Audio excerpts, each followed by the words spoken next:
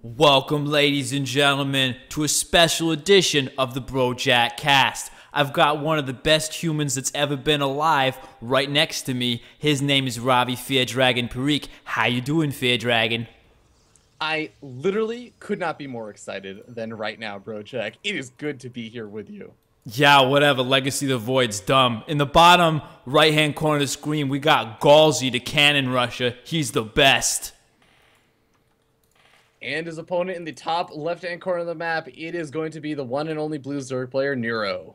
Now, because, you know, Protoss is the best, Ravi, as I'm sure that you understand, as a fellow Brotoss, you know that. Of course. If Cannon Rushes got super awesome because we got even more minerals to make more cannons, and basically more static D, more cannons, all that's going to be good. If we check out Neuro's vision, he totally knows it's a cannon. What is he even going to do about it? Send a bunch of workers. Guess what? Workers lose 1 mineral every second. Looks like it already paid off for Gaulzi, the OP cannon rusher. Looking pretty good. He's going to be doing a little bit of micro here because contrary to popular belief, it's pretty good. Second probe, that's standard Gaulzi right there. You got to know. Check out this building placement. So good. He's going to come in. He's getting enough. Oh, he's going to be able to wall it off. Not exactly. And oh, he pulls it out. Check it out. Keeping those probes alive. Looking pretty good. Only 3 over... Oh, my God. Only 3 drones in that cannon. He pulls back. We're looking at a hide contain coming right up. Oh, my God. It's going to be protecting the ramp. We do have double gas guys just coming down, though, for Neuro. So, I mean, the only thing more OP than cannons, BroJaK, is a Ravager rush. And I know we've talked about Ravagers being pretty good in Legacy of the Void, but yeah, you know, I guess they're all right. Time? Yeah, well, we'll see. He's building a spine crawler, which is, in my opinion, actually a more intelligent decision here. As you know, only way you're really gonna beat static D is with more static D. Think about it, wrap your brain around it a bit, then you'll understand. Yeah, one of the weaknesses here of the cannon is you can't even build it on creep, which is kind of broken for Zerg and a little bit unfair. But yeah. Well, what are you even going to do, bro? It's a photon cannon. Fortunately, there's no transfuse energy at all for this stupid queen who's probably going to die quite soon. Oh, and he pulls it back. Oh, the micro. Did you see that micro? Oh, man. That's some sweet micro. You know, there's pretty much nothing that gets me more excited than static D that can micro. It's a very beautiful thing to witness. Well, what about a one-base lair, BroJaK? Because this one-base lair, we already got the Roach Worm coming out, so I'm expecting Ravagers, just because the Ravagers can outrange these cannons. They can just kill off the cannons from a range. But what is this lair for? Yeah, you know, we're talking about Neurozerg here, and we all know he loves Nidus Canals, so I'm pretty sure that, you know, Nidus Canals, sorry guys, slipped into Brood War for a sec there. Nidus Worms, you know. Brood War, the best game of all time. The best game that ever was even made. Yeah, sorry guys. Brood War elitists, get used to it. Anyway, what is he doing behind this? That's the important part. See, most people, they just static D up the front. They think, oh, am I just going to win now? Wrong. You can't do it like that, noobs. Listen up. You got to get some gases back here. You got to build some workers. And you got to get that, oh man, that OP warp gate coming right up. I don't actually think that he's just going for warp gate, BroJaK. He's actually going for photon overcharge because, you know, I've heard a lot of Terran players complain in the Heart of the Swarm about photon overcharge, and amazingly enough, they didn't nerf it. So he's just going to build a nexus inside of his opponent's main base so he can photon overcharge down the spine crawlers in the lair. Yeah, man. Static D, as I've mentioned a couple times before, I won't say it too much because, you know, people, you know, they get a little bit bored there. But the Nexus cannon is basically one of the most powerful forms of static D, and from here, it's actually going to hit this layer right in its face. We got the Ravagers coming up, though. They got a lot of range. You got to watch out for that. The question is he just going to go straight for the counterattack and just shove all the units in the... Oh, I think he's going to go for that Nidus Worm there. We got one coming up in the base. Gaulzi does indeed scout it. He knows what's going on, but, you know, he doesn't have too much static D in his base. Should have had more. Wasn't really thinking ahead there. The best defense is a good defense, as they say. And we got some Roaches and Queens coming out here. Small force, but it's going to, you know, cause a lot of problems for Gaulzi. Creep Tumor also goes down, so I mean, even if he's able to take out the Nidusworm and all these units, there's still going to be that Creep Tumor that's going to actually provide vision for more Nidusworms, but this one Ravager can actually do massive amounts of damage to any of the workers if they just stick around over there. He's not even mining gas at this point anymore. Oh, he's just like, forget about it. I'm out of here. That's what he says. And he's just going to go ahead and take his base. We see the Photon Overcharge over here kicking some butt.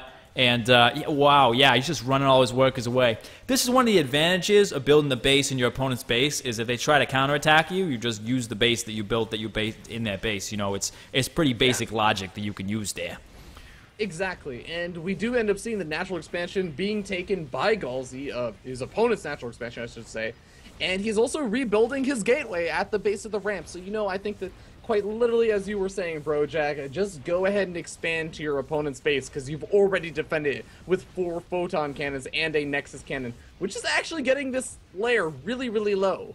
Yeah, I mean, it's kind of embarrassing to Neuro at this point. It's just like, yeah, I'm just going to take over your base, bro. It's like the ultimate BM. Oh, but we got some units coming in from Neuro. Looks like you should have built more cannons because he's getting wrecked. Ooh, nice little bit of micro there from Neuro. He's got to be really careful here not to go into the range of the static D. As long as he stays back and launches his corrosive biles there, he's going to be okay. We do have the income coming back online for Gaulzi. Where is he going to go from here? We don't have any sort of ability to build Stalkers anymore, so he could build Zealots, and that's pretty much about it. Oh, man, the DPS on these Ravagers are pretty nuts. He's got to do something about it. They're actually outranging all the cannons. It's a little bit of a problem. Oh, he makes a mistake of moving in. Almost. Oh, yeah, one Ravager's dead. Good job. Oh, and a second Ravager. Oh, nice. Check out that transfuse. You know, we saw Neuro earlier today doing the transfuse, and it worked out well for him. Absolutely awesome. Really, really good stuff there.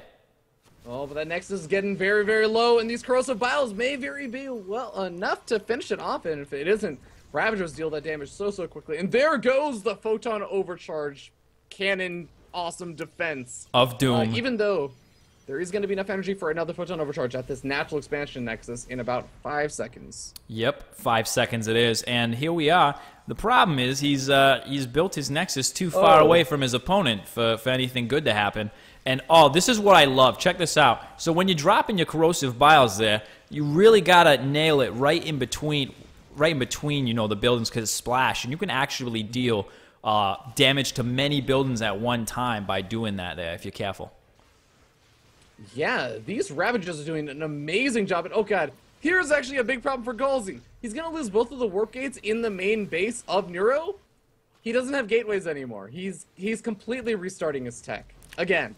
Well, he's got the robotics facility finishing up here. Luckily, he was able to get that and the cybernetics core in time, so he might just be able to build, you know, 1 metric crap ton of Immortals and just plow through this, but it is looking quite bleak for Gaulzi. Yeah, Immortals just not quite what they used to be in Heart of the Swarm. Their barrier shield, I mean, they can do some big damage over to these Ravagers, but I mean, the barrier shield is just really not going to be absorbing those corrosive bile shots in mass.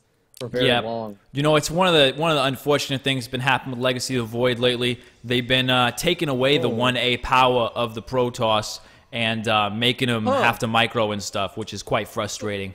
So BroJaK, what do you think about this Nidusworm location? I mean, I don't think that this is exactly a long distance Nidusworm. I wouldn't categorize it as one. I mean, is it just I'm putting this Nidusworm in your face for being a jerk, basically? Like, he could have just walked down the ramp, but now he's just saying, I'm gonna flank you with a Nidusworm, you know, just to like, oh man, I'm not being sour or anything, says Gaulzi. Yeah, sure, whatever, Gaulzi. I'm sure you're quite upset. I'm waiting for it. Where's the... But is Zerg strong now? Oh wow, nice one. Right? He's not being salty right now. He's asking. Yeah, man. He's just like, is Zerg actually strong now? Are you finally get to be OP like Protoss? Yeah, well, Neuro being silly right here, saying that the Swarm has always been strong. Sorry, it's actually Protoss. It's the best. You happen to be incorrect, Neuro.